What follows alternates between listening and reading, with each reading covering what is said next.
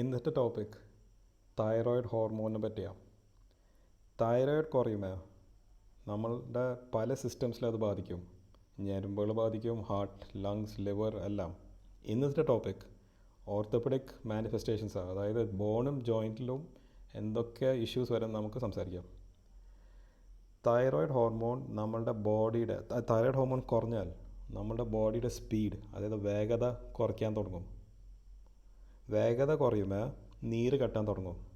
So ജോയിൻറ്റിനകത്ത് വെള്ളം, അതായത് നീര് കെട്ടിയാൽ എന്താ പറ്റുക? സ്റ്റിഫാവും, വഴക്കങ്ങൾ കിട്ടില്ല. ജോയിൻറ്റിൻ്റെ മുകളിൽ നീര് കെട്ടിയാൽ വേറൊരു പ്രശ്നമുണ്ട്, ഫങ്ഷൻ കിട്ടില്ല നമുക്ക്. സെക്കൻഡ്, നീര് കെട്ടുന്ന കാരണം ഞരമ്പിൽ ബാധിക്കും.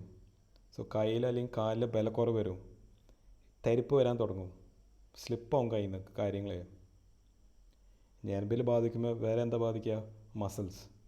സോ കയ്യിൽ ബലക്കുറവ് വരും, ഇരുന്നിട്ട് എഴുന്നേക്കാൻ ബുദ്ധിമുട്ടാവും, സ്റ്റെയർ കയറാൻ ബുദ്ധിമുട്ടാവും, നിലത്ത് കിടന്നാൽ എഴുന്നേക്കാൻ ബുദ്ധിമുട്ടാവും. സോ ഈ നാലാമത്തെ തടി വയ്ക്കും, ഒബീസിറ്റി വരും. തടി വയ്ക്കുമ്പോൾ പ്രശ്നം എന്താ? മുട്ട് അല്ലെങ്കിൽ ഇടുപ്പിൻ്റെ അവിടെ തേയ്മാനങ്ങൾ വരാൻ തുടങ്ങും. സോ ട്രീറ്റ്മെൻറ്റ് ഭയങ്കര സ്ട്രേറ്റ് ഫോർവേഡാണ്. എൻഡോക്രൈനോളജിസ്റ്റ് അല്ലെങ്കിൽ ഡോക്ടറിനെ കാണിച്ചിട്ട് തൈറോയിഡിൻ്റെ ലെവൽ കൺട്രോൾ ആക്കാം. പിന്നെ സ്ട്രെച്ചിങ് എക്സസൈസുകൾ ചെയ്യുക, വെയിറ്റ് കുറയ്ക്കുക. ഈ 3 കാര്യങ്ങൾ ചെയ്താൽ ഈ പ്രശ്നങ്ങളൊക്കെ മാറും. ഇത് 100% ട്രീറ്റബിൾ കണ്ടീഷനാണ്. ബട്ട് ഇഗ്നോർ ചെയ്താൽ പ്രശ്നങ്ങൾ ഭയങ്കര സീരിയസ് ഇഷ്യൂസ് വരും. Thank you.